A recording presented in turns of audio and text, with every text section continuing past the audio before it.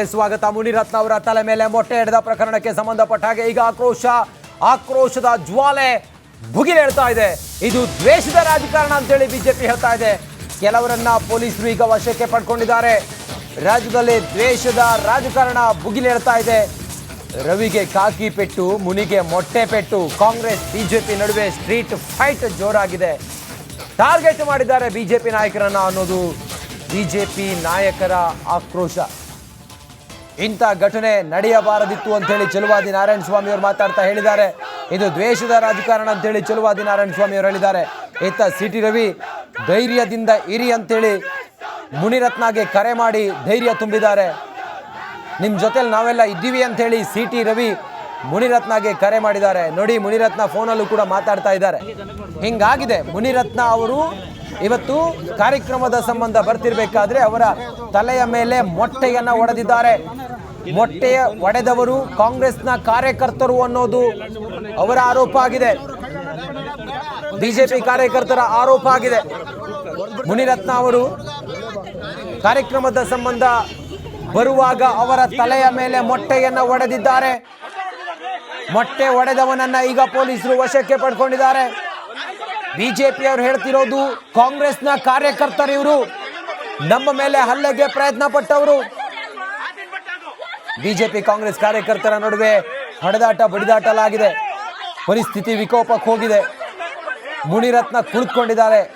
ಎಲ್ಲಿ ತಮ್ಮ ಮೇಲೆ ಅಟ್ಯಾಕ್ ಆಯಿತು ಅದೇ ಸ್ಥಳದಲ್ಲಿ ಮುನಿರತ್ನ ಕುಳಿತುಕೊಂಡು ಆಕ್ರೋಶವನ್ನು ಹೊರ ಹಾಕ್ತಾ ಇದ್ದಾರೆ. ಒಬ್ಬ ಜನಪ್ರತಿನಿಧಿಗೆ, ಒಬ್ಬ ಶಾಸಕನಿಗೆ ಹೀಗಾದ್ರೆ ಜನಸಾಮಾನ್ಯರ ಗತಿ ಏನು ಅಂತೇಳಿ ಇವತ್ತು ಬಿಜೆಪಿ ಕಾರ್ಯಕರ್ತರು ಪ್ರಶ್ನೆ ಮಾಡ್ತಾ ಇದ್ದಾರೆ. ದ್ವೇಷದ ರಾಜಕಾರಣವನ್ನ ಕಾಂಗ್ರೆಸ್ ಮಾಡ್ತಾ ಇದೆ.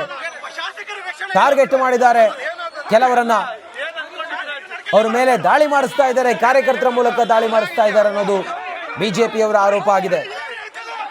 ತುರ್ತು ಪರಿಸ್ಥಿತಿಯನ್ನ ಎದುರಿಸ್ತಾ ಇದ್ದೀವಿ ಅನ್ನೋದು ಸಿಟಿ ರವಿಯವರು ಮಾತಾಡ್ತಾ ಹೇಳ್ತಾ ಇದ್ರು. ರಾಜ್ಯದಲ್ಲಿ ಇಂಥ ಪರಿಸ್ಥಿತಿ ಎಂದಿಗೂ ಕೂಡ ಬಂದಿರಲಿಲ್ಲ. ಇವರು ನಮ್ಮ ಎದುರಾಳಿಗಳನ್ನ ಟಾರ್ಗೆಟ್ ಮಾಡಿ ಅವ್ರನ್ನ ಹಲ್ಲೆ ಮಾಡೋದಕ್ಕೆ ಪ್ರಯತ್ನ ಪಡ್ತಾರೆ ಅನ್ನೋದೆಲ್ಲವೂ ಕೂಡ ವಿಚಾರ ಮುನಿರತ್ನ ಅವರು ಬಹುಶಃ ಮಾತಾಡಬಹುದು. ಈಗ ನೋಡಿ, ಲೈವ್ ದೃಶ್ಯವನ್ನ ಗಮನಿಸ್ತಾ ಇದ್ದೀರಿ.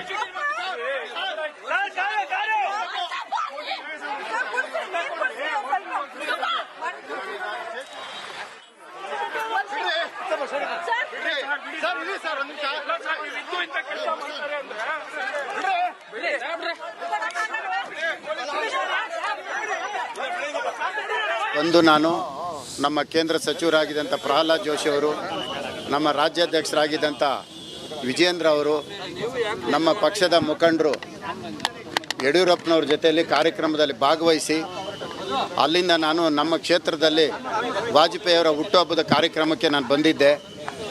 ಬಂದಂಥ ಸಂದರ್ಭದಲ್ಲಿ ಸುಮಾರು 100 ಜನ ಪೊಲೀಸವರು ಇದ್ದಾರೆ ಇಲ್ಲಿ. ನಾನು ಕೇಳಿದೆ, ಏನಕ್ಕೆ ಇಷ್ಟೊಂದು ಪೊಲೀಸವರು ಅಂತ ಕೇಳಿದಾಗ, ಇವತ್ತೇನು ನಿಮ್ಮ ಕೊಲೆ ಆಗತ್ತೆ ಇಲ್ಲಿ ಅಂತ ನಮಗೆ ಮಾಹಿತಿ ಇದೆ. ಆ ಕೊಲೆ ಆಗತ್ತೆ ಅನ್ನೋ ಮಾಹಿತಿ ಬಂದಿದ್ದರಿಂದ ನಾವು ನಿಮಗೆ ರಕ್ಷಣೆ ಕೊಡೋಕ್ಕೆ ಸುಮಾರು 100 ಪೊಲೀಸವರು ಇದ್ದೀವಿ. 3 ಪೊಲೀಸ್ ಬಸ್ಗಳು ಬಂದಿದೆ. ಪೊಲೀಸ್ ಬಸ್ಸಲ್ಲಿ ವಿತ್ ಗನ್ಮ್ಯಾನ್ಗಳು ಪೊಲೀಸು ಅವರೆಲ್ಲ ನನಗೆ ಎಲ್ಲಿ ಕೊಲೆ ಆಗತ್ತೆ ಅಂತ ರಕ್ಷಣೆ ಕೊಡೋಕ್ಕೆ ಪೊಲೀಸ್ನವರು ಮೊದಲೇ ಕಾವಲು ಕಾಯ್ದಿದ್ದಾರೆ. 100-150 ಜನ ಒಟ್ಟಿಗೆ ದಾಳಿ ಮಾಡಿ ಗುಂಪು ಕೊಲೆ ಅಂತೇಳಿ ನನ್ನ ಕೊಲೆ ಮಾಡೋದಕ್ಕೆ ಸಂಚು ಮಾಡಿರೋದು ಪೊಲೀಸ್ ಇಲಾಖೆ ಗಮನಕ್ಕೆ ಬಂದಿದೆ.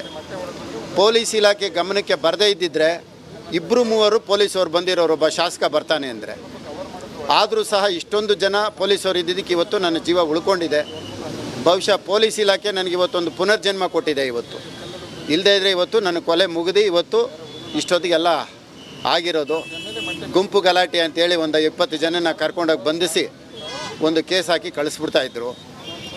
ಈಗ ನನಗೆ ಕೊಲೆ ಮಾಡ್ತೀರಿ ಅಂತೇಳಿ ನನಗೆ ಈಗಾಗಲೇ ಕಳೆದ ತಿಂಗಳು 5ನೇ ತಾರೀಕು, ಎಷ್ಟನೇ ಒಂದು 7-8ನೇ ತಾರೀಕು ಹೊತ್ತಿ ಆ ಡಿಫ್ರೆನ್ಸಲ್ಲಿ ಕೊಲೆ ಮಾಡ್ತಾರೆ ಅಂತೇಳಿ ವಕೀಲ ರೂಪದಲ್ಲಿ 2 ವಕೀಲರು ಬಂದು ನನಗೆ ಹೇಳಿದ್ರು. ನನಗೆ ಅವ್ರು ಹೇಳಿದ ತಕ್ಷಣ ನನಗೆ ಯಾಕೋ ಅನುಮಾನ ಬಂದು ಕಳೆದ ತಿಂಗಳು 9ನೇ ತಾರೀಕು ನಾನು ರಾಷ್ಟ್ರಪತಿಗಳಿಗೆ ಮತ್ತು ಪ್ರಧಾನಮಂತ್ರಿಗಳಿಗೆ, ಕೇಂದ್ರ ಗೃಹ ಸಚಿವರಿಗೆ ಮತ್ತು NIAಗೆ ಮತ್ತು EDಗೆ, CBIಗೆ ಎಲ್ರಿಗೂ ಸಹ ಪತ್ರ ಬರೆದಿದ್ದೀನಿ. ನನ್ನ ಕೊಲೆ ಆಗತ್ತೆ, ನನ್ನ ಕೊಲೆ ಆದರೆ ಕೊಲೆಗೆ ಕಾರಣಕರ್ತರು DK ಶಿವಕುಮಾರು, DK ಸುರೇಶು, ಕುಸುಮ ಮತ್ತು ಅವ್ರ ತಂದೆ ಹನುಮಂತರಾಯಪ್ಪ ಹಾಗೂ ಇತರರು ಅಂತೇಳಿ ಅವ್ರ ಹೆಸರುಗಳು ಸಹ ನಾನು ಬರೆದು ಕೊಟ್ಟಿದ್ದೀನಿ. ಪ್ರಧಾನಮಂತ್ರಿ ಕಚೇರಿಯಿಂದ ನನಗೆ ಹಿಂಬರನೂ ಬಂದಿದೆ, ರಾಷ್ಟ್ರಪತಿಗಳಿಂದನೂ ಹಿಂಬರ ಬಂದಿದೆ. ನನಗೆ ಗನ್ಮ್ಯಾನ್ ಕೊಡಿ ಅಂತೇಳಿ ರಾಜ್ಯಪಾಲರಿಗೂ ಸಹ ಮನವಿ ಕೊಟ್ಟಿದ್ದೆ. ರಾಜ್ಯಪಾಲರಿಗೂ ಮನವಿ ಕೊಟ್ಟು ರಾಜ್ಯಪಾಲರು ನನ್ನನ್ನು ಖುದ್ದಾಗಿ ಭೇಟಿ ಮಾಡುವಂಥ ಅವರು ದಿನಾಂಕನೂ ಸಹ ಕೊಟ್ಟಿದ್ದರು. ರಾಜ್ಯಪಾಲರನ್ನ ನೇರವಾಗಿ ಭೇಟಿ ಮಾಡಿದೆ. ರಾಜ್ಯಪಾಲರನ್ನ ಭೇಟಿ ಮಾಡಿದಂಥ ಸಂದರ್ಭದಲ್ಲಿ ಅವರು ರಾಜ್ಯ ಸರ್ಕಾರದ ಗಮನಕ್ಕೆ ತರ್ತೀನಿ ಅಂತ ಅವರು ಹೇಳಿದರು. ಅದಾದಮೇಲೆ ಮತ್ತೆ ಹೇಮಂತ್ ನಿಂಬಾಳ್ಕರ್ ಅವರಿಗೆ ನಾನು ಪತ್ರ ಬರೆದಿದ್ದೀನಿ, ಅವರಿಗೆ ವಾಯ್ಸ್ ಮೆಸೇಜು ಕಳಿಸಿದ್ದೀನಿ. ಸರ್, ನನ್ನ ಜೀವಕ್ಕೆ ತೊಂದರೆ ಇದೆ, ನನಗೆ ನೀವು ಗನ್ಮ್ಯಾನ್ ಕೊಡಿ, ನನಗೆ ರಕ್ಷಣೆ ಇಲ್ಲ, ನನ್ನ ಕೊಲೆ ಆಗತ್ತೆ ಅಂತ ಅವ್ರಿಗೂ ಸಹ ನಾನು ಈಗ 2-3 ದಿನದಿಂದ ಒಂದು ವಾಯ್ಸ್ ಮೆಸೇಜ್ ಕೊಟ್ಟಿದ್ದೀನಿ. ಬೇಕಾದ್ರೆ ಅದನ್ನು ಕೇಳಿಸ್ತೀನಿ.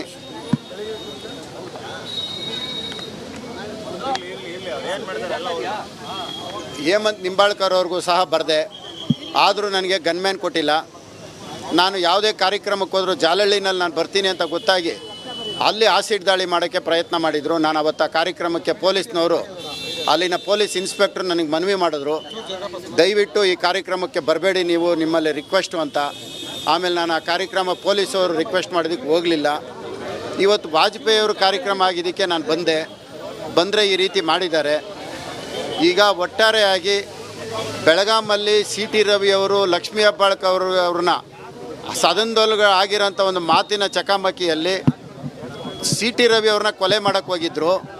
ಸಿ.ಟಿ. ರವಿ ಅವ್ರನ್ನ ಯಾವ ರೀತಿ ಕೊಲೆ ಮಾಡೋಕ್ಕೆ ಪ್ರಯತ್ನ ಮಾಡಿದ್ರೋ ಅದೇ ರೀತಿ ನನ್ನನ್ನು ಗುಂಪು ಕೊಲೆ ಅಂತೇಳಿ ಮಾಡಬೇಕು ಅಂತ ಪ್ರಯತ್ನ ಮಾಡಿದ್ದಾರೆ. ಗುಂಪು ಕೊಲೆ ಒಳಗಡೆ ಮಾಡೋದಕ್ಕೆ 150 ಜನ ಸೇರಿರೋದ್ರಿಂದ 100 ಜನ ಪೊಲೀಸವರು ನನಗೆ ರಕ್ಷಣೆ ಕೊಟ್ಟಿದ್ದಾರೆ.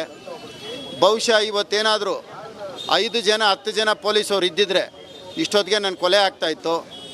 ಹಾಗಾಗಿ ಇವತ್ತು ನನ್ನ ಪೊಲೀಸ್ ಇಲಾಖೆ ನನಗೆ ಪುನರ್ಜನ್ಮ ಕೊಟ್ಟಿದೆ. ಸರ್, ಈಗ ಕಂಪ್ಲೇಂಟ್ ಏನಾದ್ರು ಕೊಟ್ರಾ ಇಲ್ಲಿ ಲೋಕಲ್ ಪೊಲೀಸ್ ಸ್ಟೇಷನ್? ಈಗ ನಾನು ಗೃಹ ಮಂತ್ರಿಗಳು ಇದಕ್ಕೆ ಉತ್ತರ ಕೊಡಬೇಕು. ಗೃಹ ಮಂತ್ರಿಗಳು ಭಾಳ ಒಳ್ಳೆಯ ವ್ಯಕ್ತಿ, ಸಜ್ಜನರು. ಆದರೆ ಗೃಹ ಇಲಾಖೆ ಅವ್ರ ಕೈಯಲ್ಲಿಲ್ಲ. ಒಬ್ಬರು DYSP ಧರ್ಮೇಂದ್ರ ಅನ್ನೋರ ಕೈಯಲ್ಲಿದೆ ಗೃಹ ಇಲಾಖೆ. ಧರ್ಮೇಂದ್ರ ಅವರು ಏನು ಬರ್ಕೊಡ್ತಾರೆ ಅದೇ ಕೇಸು. ಧರ್ಮೇಂದ್ರ ಯಾರ ಮೇಲೆ ಯಾವ ಥರ ಸುಳ್ಳು ಕೇಸ್ ಬರ್ಕೊಡ್ತಾರೆ ಅದೇ ಕೇಸು. ಈಗ ಧರ್ಮೇಂದ್ರ ಈಗ ಒಂದು ಪೋಸ್ಕೋ ಕೇಸ್ ಹಾಕ್ಸೋದಕ್ಕೂ ಸಹ ಒಂದು ಕಂಪ್ಲೇಂಟ್ ಬರ್ಕೊಟ್ಟಿದ್ದಾರೆ ನನ್ನ ಮೇಲೆ. ಪೋಸ್ಕೋ ಕೇಸ್ ಹಾಕಿ ನನ್ನ ಜೈಲಿಗೆ ಕಳಿಸೋದಕ್ಕೆ ಸಿದ್ಧತೆ ಮಾಡ್ಕೊಂಡಿದ್ದಾರೆ. ಅದಕ್ಕೆ ಈಗಾಗಲೇ ಸುಮಾರು 18 ವರ್ಷದೊಳಗಡೆ ಇರತಕ್ಕಂಥ ಹೆಣ್ಣು ಮಕ್ಕಳನ್ನ ಹುಡುಕ್ತಾ ಇದ್ದಾರೆ. ಅವರು ಸಿಕ್ಕಿದ ತಕ್ಷಣ ಒಂದು ಪೋಸ್ಕೋ ಕೇಸು ಹಾಕ್ತೀನಿ ಅಂತ ನನಗೆ ಆ ಲಾಯರ್ಗಳ ಮುಖಾಂತರ ಒಂದು ರೂಪದಲ್ಲಿ ಬಂದಂಥವ್ರು. ಅವ್ರು ಲಾಯರ್ಗಳು ಏನೋ ಗೊತ್ತಿಲ್ಲ, ಯಾಕಂದರೆ ಲಾಯರ್ಗಳು ಹಂಗೆಲ್ಲ ಹೇಳಲ್ಲ. ಬಹುಶಃ ಎಲ್ಲೋ ಕಪ್ಪು ಕೋಟ್ ಹಾಕಿ ಲಾಯರ್ಗಳ ರೂಪದಲ್ಲಿ ಬಂದು ನನಗೆ ಹೇಳಿದ್ದಾರೆ ಅಂತ ನನಗೆ ಅನ್ನಿಸ್ತಾ ಐತೆ. ಯಾಕಂದರೆ ಲಾಯರ್ ವೃತ್ತಿ ಮೇಲೆ ಗೌರವ ಇದೆ, ಲಾಯರ್ಗಳು ಹಂಗೆ ಹೇಳಲ್ಲ. ಇವ್ರು ಯಾರೋ ಬಂದು ಅವ್ರ ಕಡೆಯವರೇ ಬಂದು ಹೇಳಿರೋದು. ಅವ್ರು ಹೇಳಿದ್ದು ಒಂದೇ, ನೀನು ರಾಜೀನಾಮೆ ಕೊಡು,